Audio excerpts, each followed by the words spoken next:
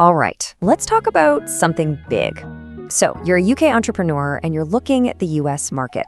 It's a huge prize, right? But how do you actually get a piece of it without, moving there? Well, that's exactly what we're going to break down in this explainer. We're going to walk through, step by step, how you can set up a US LLC all from the comfort of your own desk in the UK. So, let's dive in. You might be thinking, is it really worth the hassle? Well, let me put it this way. The US market is just massive. You really don't want to miss out on that. I mean, just think about this for a second. US consumers spent over $16 trillion in just one quarter this year. That number is almost hard to wrap your head around. Grabbing even a tiny slice of that pie, that's not just growing your business, it's a total game changer. Okay, so that brings us to the big question, right? How on earth do you tap into that market when you don't have a US address, no social security number, you're not even planning on getting on a plane?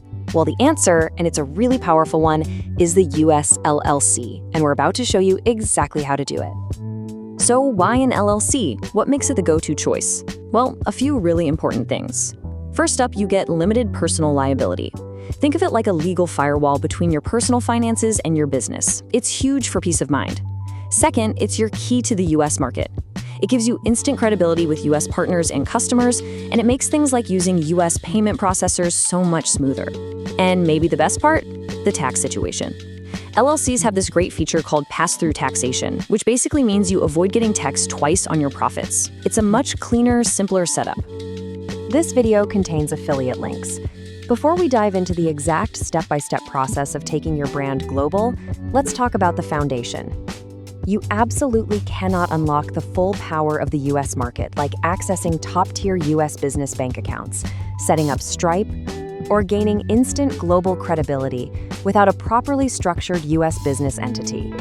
Most international founders try to operate from their home country as a sole proprietor, or get tricked into paying thousands of dollars to expensive overseas lawyers, and that's why they get locked out of the best financial tools.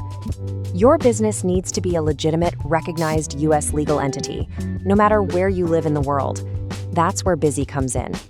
Busy is hands down the best service out there for international founders because they streamline the entire cross-border process. They handle your US LLC formation for just $0 plus state fees. You do not need a US visa, you do not need to set foot in the country, and you don't even need a social security number.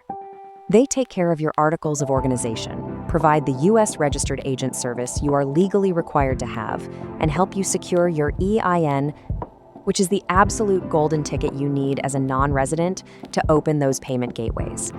They give you everything you need to establish that legal, professional US presence from thousands of miles away. This is non-negotiable if you want to build a truly global business and get paid in US dollars. I've put a special link in the description below.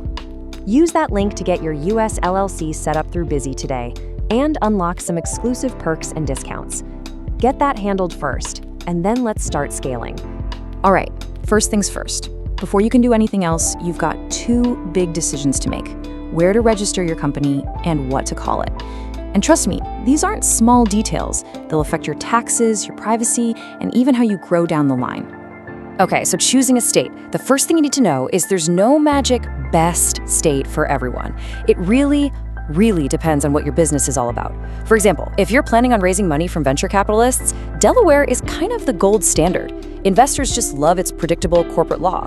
But if you're running an online business and you care a lot about privacy and keeping fees low, Wyoming is a fantastic choice. And then you have states like Florida, which make a ton of sense if you're actually going to have physical operations there. The big takeaway here: don't just pick one at random. Match the state to your business plan. Now for the name. This part's pretty easy, actually. Your business name just has to be unique in whatever state you choose. You can usually check this with a quick search on the state's business registry website. And the only other rule is you have to tack on LLC, or limited liability company, at the end. Simple, but you absolutely have to do it. All right, you've picked your state, you've got a name. Now it's time to make this thing real. Let's get into the nitty-gritty of the official filing process. So the actual registration boils down to 4 key steps. First, you need to appoint something called a registered agent. That's your official contact in the US. Second, you file the main legal document, your articles of organization. Third, you'll want to draft an operating agreement, which is basically the rule book for your company. And fourth, you've got to get an EIN, which is your federal tax ID number. Let's dig into what each of those really means for you. So, what is a registered agent? Well, every LLC in the US is required by law to have a physical address in its state to receive official documents. Legal notices, tax forms, that kind of thing. Since you're in the UK, you obviously don't have one. That's where this service comes in. For a pretty reasonable annual fee, a company will act as your official US address, receive all your important mail, and then scan it and send it right to your inbox. It's not optional, it's absolutely essential. Okay, next up, the EIN. That stands for Employer Identification Number. The easiest way to think about it is like a social security number, but for your business. The IRS issues it, and without it, well, you're pretty much stuck. You literally can't open a US bank account, you can't hire anyone, and you can't file your taxes. It's a non-negotiable. And here is a super important tip, so listen up. As someone who's not a US resident, you can't just hop online and fill out the quick application. It doesn't work that way for you. Instead, you have to fill out a specific form. It's called the SS4, and then mail or, get this, fax it to the IRS. Yep, you heard me right, fax. As you can imagine, this can take a while, sometimes several weeks. This is a big reason why a lot of international founders just use a service to handle this part for them. Okay, your LLC is officially a thing, you've got your EIN. Now for the moment of truth, opening a US bank account. This is the step that really opens the doors and lets you start operating like a real US business. But here's where a lot of people from the UK get stuck. You go to look at the big traditional US banks and they all tell you the same thing. You have to show up in person at a branch to open an account. Obviously, if you're sitting in London, that's just not gonna happen. It's a major roadblock. But thankfully, there's a fantastic solution: digital banks. We're talking about platforms that were basically built for founders just like you. They get it. They let you open an account completely online from anywhere. Now, to make it go smoothly, you'll need to have your ducks in a row. Make sure you have these documents ready to go: your official EIN letter from the IRS, your stamped formation documents, your passport, a proof of your UK address, and that operating agreement we talked about. With that little checklist, you're good to go. Okay, deep breath. Your company exists, you have a bank account, you're in business. But now we need to talk about what is, without a doubt, the most critical piece of the puzzle: your ongoing tax and compliance rules. And I'm not exaggerating when I say that getting this wrong can cause major problems. So let's just get this out of the way right now, because it's the biggest and most dangerous mistake I see non-US founders make. They think, hey, my LLC didn't make any money in the US this year, so I don't need to file anything with the IRS. That is 100% wrong, and it's an assumption that can cost you a lot of money. The piece of paper you have to get familiar with is Form 5472. Now, it's an information return, which means it's not a tax bill. You're just reporting information.